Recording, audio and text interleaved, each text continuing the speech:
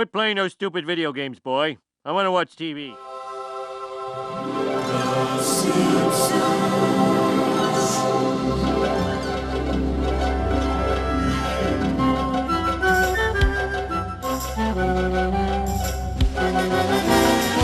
We're here today to talk about Simpsons Road Rage for the PlayStation 2. As you can tell by its title, the game is based around the Simpsons universe, and it basically plays like Crazy Taxi, but in Springfield. Interestingly enough, Simpsons Road Rage has sort of a plot to it, and that plot is that Mr. Burns has bought out the Springfield transit system and replaced it with his nuclear-powered buses, and he's charging outrageous rates for everybody. The entire town of Springfield, headed up by the Simpsons family, of course, decides to pitch in and provide their own taxi service using their own cars. And the goal is that you have to earn up to $1 million, and once you do, you can buy back the transit system from Burns. You start out the game with the immediate Simpsons family: Bart, Homer, Lisa, Marge, and Grandpa. And each one of those characters has their own respective car with unique handling characteristics. But as you earn more money throughout the game, you'll begin to unlock other characters as well. They range from Snake to Professor Frank to Moe to Wiggum.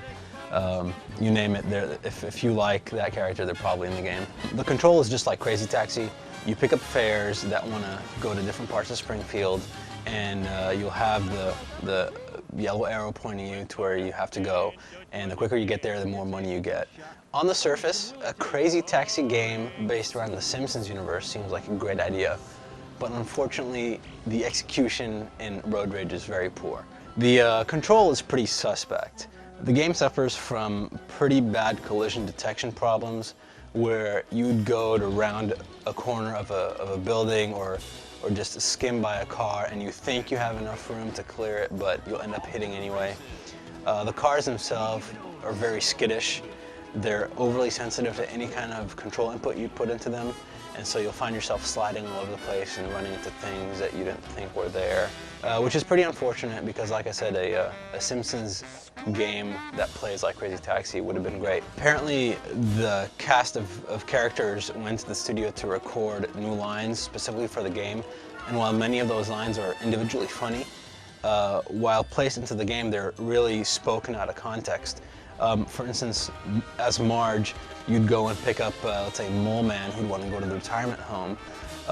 He'd say, you know, take him to the retirement home. And Marge would say something like, easy come, easy go, which really makes absolutely no sense whatsoever in that context. And it might seem like I'm nitpicking, but when you hear that 4 or 5 times in the span of 60 seconds, it can kind of get really annoying, and other characters have similar situations like that. The graphics of Road Rage are certainly decent. There's no slowdown really, and minimum pop-up, but the game seems to use a weird sort of cell shading. It's hard to tell whether it's actually cell shading or the textures are just plain washed out. For instance, you look at the car and you can totally tell that that's cell shaded, but the environments and the periphery objects seem to use the standard textures to skin the 3D models. However, one nice thing about Road Rage is that it will give you a fair amount of replay value. There's a head-to-head multiplayer mode where you and a buddy can play split screen, competing for fares. There's also a Sunday drive or a free roam mode where you can drive any car you've unlocked on any area of Springfield that you've unlocked. There are also 10 time-based missions.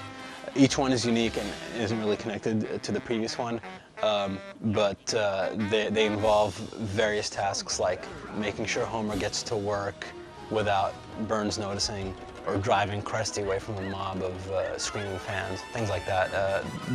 Those 10 missions are pretty amusing, although they do get pretty hard towards the end. It's really too bad that Simpsons Road Rage suffers from the control problems and sound problems that it does, because such a game based around the Simpsons family would have been great.